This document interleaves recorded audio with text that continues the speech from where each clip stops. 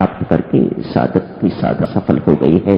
वापस अयोध्या लौट आते हैं। भरत जी महाराज अपने मामा के साथ अपने ननिहाल चले जाते हैं। शत्रुघ्न भी साथ जाते हैं। इसके साथ ही बालकांड का संपन्नता होती है। अयोध्या कांड का शुभ आरंभ होता है। अब आगे की भूमिका अयोध्या कांड की बनाई जा रही है। भगवान की लीला देखिएगा आज अपराह्न में क्या होता है।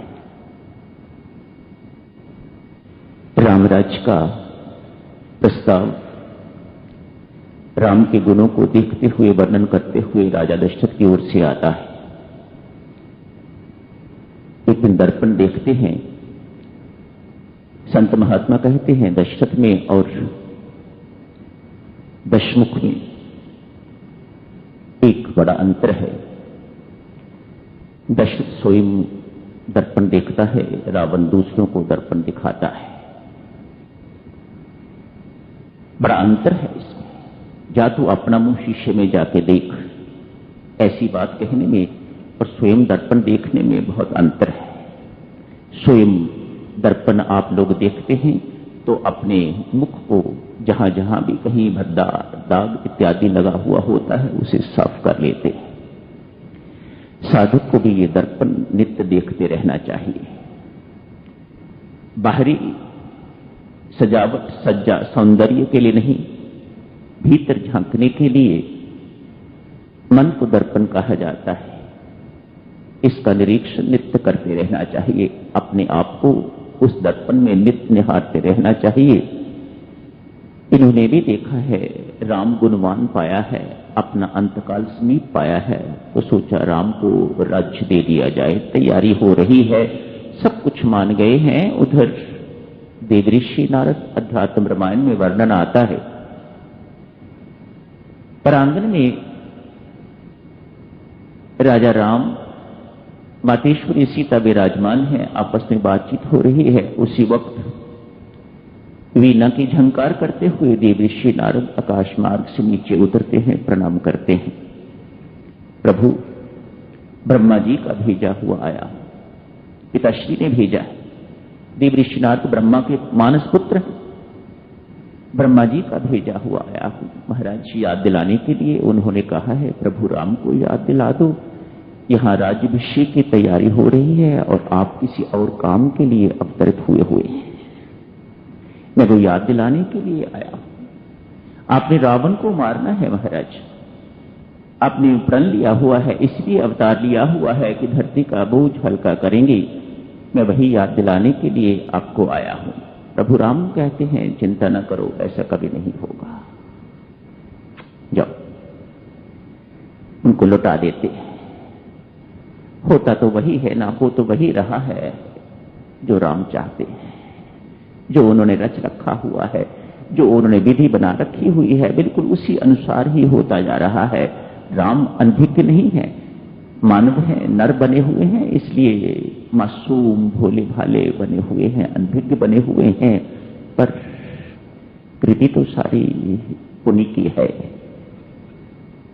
बागडोर तो उन्हीं के हाथ में है। आइए भक्तजनों, अहल्या के उद्धार की बात करते हैं।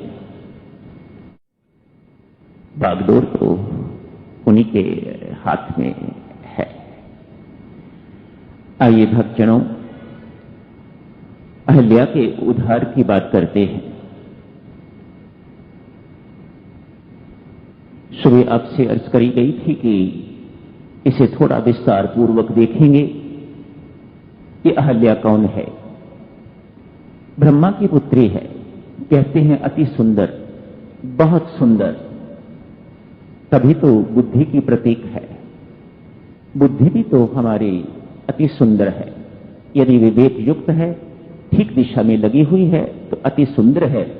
इसी के कारण तो हम बुद्धिजीव हैं, इसी के कारण तो हम मानव हैं। यदि ये हमारे अंदर ना होती तो हम भी कहीं पशु पक्षी इत्यादि इडियट इत्यादि बने हुए होते।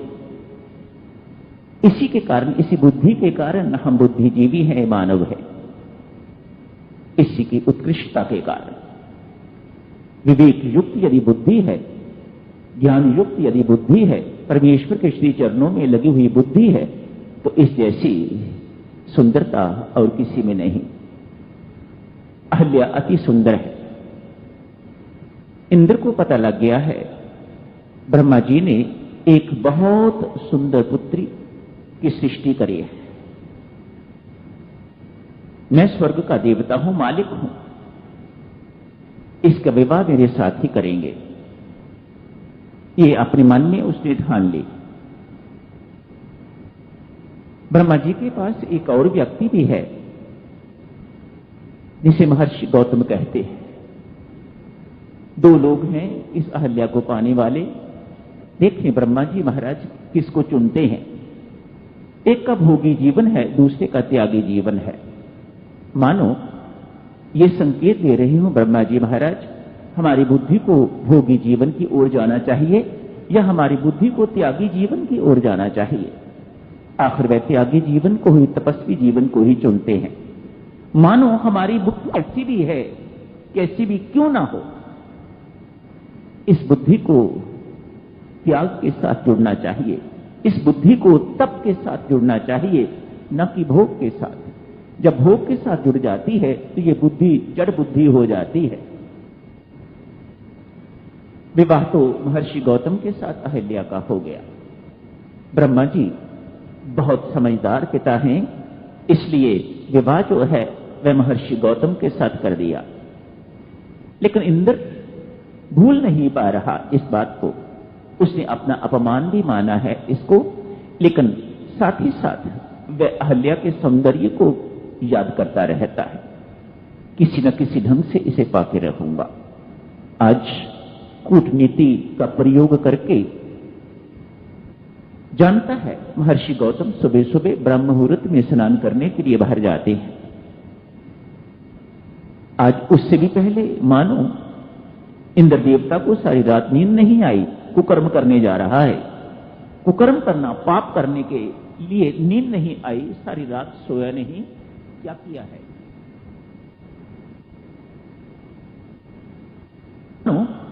जैसे महर्षि गौतम की आंख खुली, उसे लगा बहुत जल्दी सवेरा हो गया है, थोड़ा प्रकाश सा इस प्रकार का कर दिया और महर्षि गौतम स्नान के लिए चल पड़े।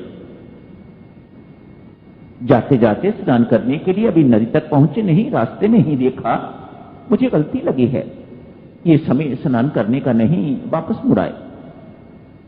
वैसा कुछ तो इंद्र ने माया के अनुसार किया हुआ था, माया का जाल रचा हुआ था। उस वक्त प्रभात नहीं थी अभी। वापस लौटते हैं